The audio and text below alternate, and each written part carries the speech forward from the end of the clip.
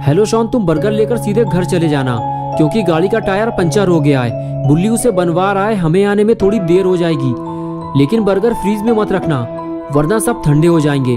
तुम्हें अपना खाना हो तो खा लेना, मेरा और बुल्ली का छोड़ देना। शॉन बोला, हाँ ठीक है गुल्ली, मैं बर्गर लेकर घर जा रहा हूँ, लेकिन ज्यादा देर मत करना वरना एक भी बर्गर बचेगा नहीं। तुम्हें पता है ना कि शॉन कितना बड़ा चटोरा है। बर्गर मेरे सामने रहेंगे तो मैं अपने आप को ज्यादा देर तक रोक नहीं पाऊंगा, समझ गया ना तुम। गुल्ली शॉन से बात कर ही रहा था कि तभी बुल्ली आ गया और कहने लगा, चलो गुल्ली काम हो गया है। शॉन का फोन है क्या? गुल्ली बोला, हाँ बर्गर मिल गए हैं उसे, वो घर लेकर जा रहा है। बुल्ली ने कहा, गुल्ली तुम उससे कह दो स्कूटर चलाते हुए बात मत करो, एक्सीडेंट बहुत होते हैं इससे, और मौसम भी कुछ ठीक नहीं लग रहा है, जितने जल्दी हो सके घर चले जाओ। बुल्ली ने जो कुछ भी गुल्ली से कहा गुल्ली ने शॉन से बता दिया। लेकिन शॉन बोला, गुल्ली तुम डरो मत, मैं सालों से स्कूटर चला रहा हूँ, मुझे कुछ नहीं होगा। और तभी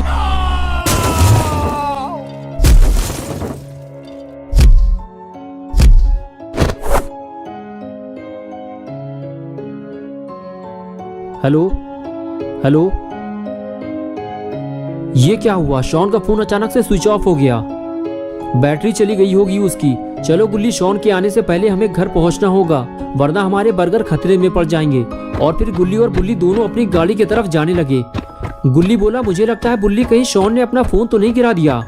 बुल्ली ने कहा, हाँ हो सकता है गुल्ली, गाड़ी चलाते हुए बात करोगे तो ये तो होगा ही, मैंने मना तो किया था उससे। और इस तरह बातें करते हुए गुल्ली बुल्ली अपनी जीप लेकर वहां से चले गए।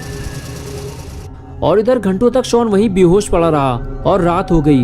और कुछ देर बाद जब बारिश की ठंडी बूंदें शॉन पर गिरी तब शॉन को होश आया और उसने चारों तरफ देखना शुरू किया कि वो तेज बारिश में कहाँ फंस गया है।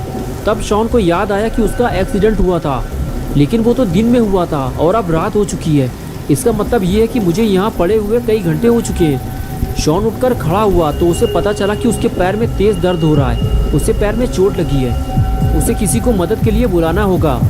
लेकिन यहाँ आसपास तो कोई नहीं है। अगर शॉन को गुल्ली और बुल्ली की मदद चाहिए तो उसे अपना फ़ोन ढूंढना होगा।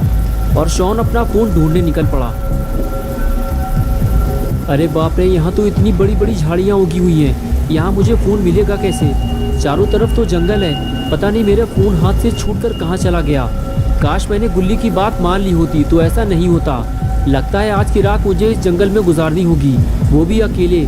गुल्ली बुल्ली भी मेरी मदद नहीं कर पाएंगे क्योंकि उन्हें पता ही नहीं है कि मैं कहाँ हूँ। और अपना ये स्कूटर भी टेढ़ा मेढ़ा हो गया है, अब मैं घर कैसे जाऊँगा? अरे रुको रुको, तुम ही मेरी आखिरी उम्मीद हो, रुक जाओ, मेरी मदद करो, मेरा एक्सीडेंट हो गया है, मुझे घर तक छोड़ दो, मैं तुम्हें पैसे दे दूंगा, रुक जाओ। अरे यार, कोई भी मेरी मदद करने को तैयार नहीं है और हम हर वक्त दूसरों की मदद करने को तैयार रहते हैं। आज मुझे पता चला है कि ये दुनिया कितनी मतलबी है। अब मैं किसी से मदद नहीं मांगूंगा, बस बैठकर इंतज़ार करूंगा। मुझे यकीन है कि गुल्ली बुल्ली मुझे ढूंढने ज़रूर आएंगे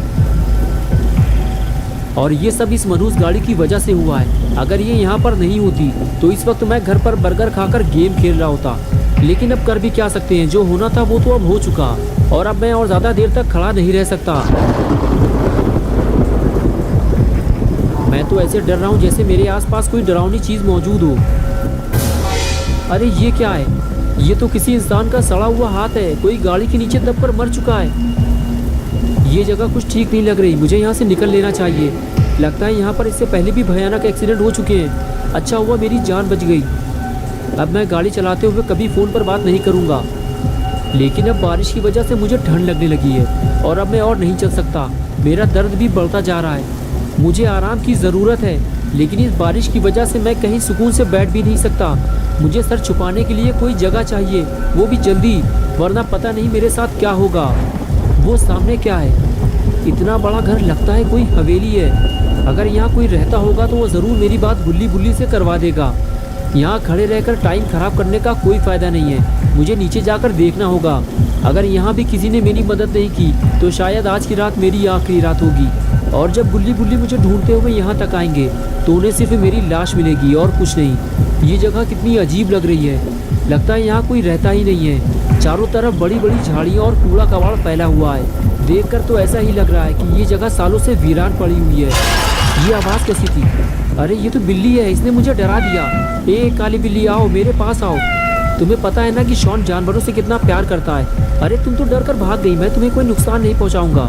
इस वक्त मेरे पास कोई खाना नहीं है, वरना मैं तुम्हें दे देता। अरे मेरे बर्गर्स, मेरे बर्गर का बैग भी खो गया। मैं तो भूल ही गया था कि मेरे पास बर्गर भी थे, लेकिन वो जहाँ भी पड़े होंगे भीग कर खराब हो चुके होंगे। अब उन्हें ढूंढने का कोई फ़ायदा नहीं है। चलो पहले जिस काम के लिए आया था उसे पूरा कर लूँ पहले।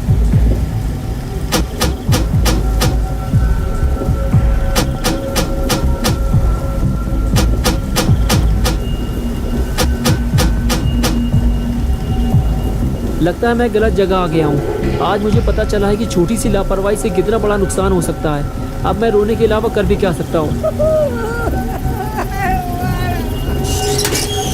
अरे ये क्या हुआ, गेट खुल गया।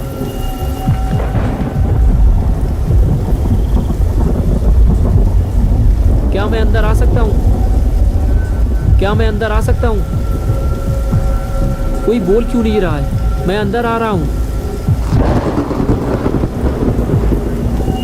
ये क्या है? ये तो कोई वीरान पुरानी हवेली लग रही है। इसे देखकर तो लगता ही नहीं है कि यहाँ सालों से कोई रहता भी होगा।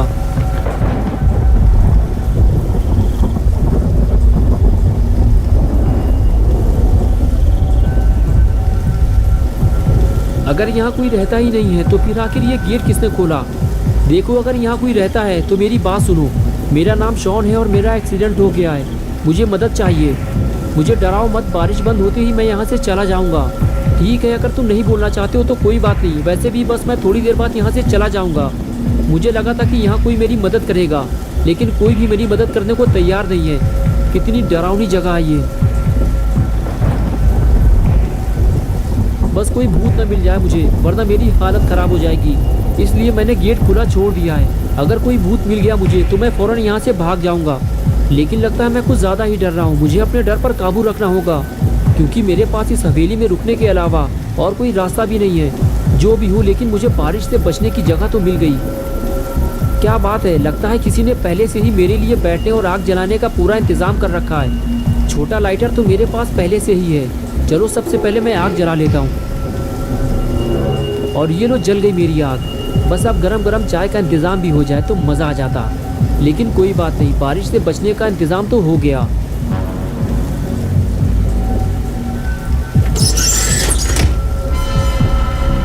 ये कैसी आवाज़ है? कौन है वहाँ पे?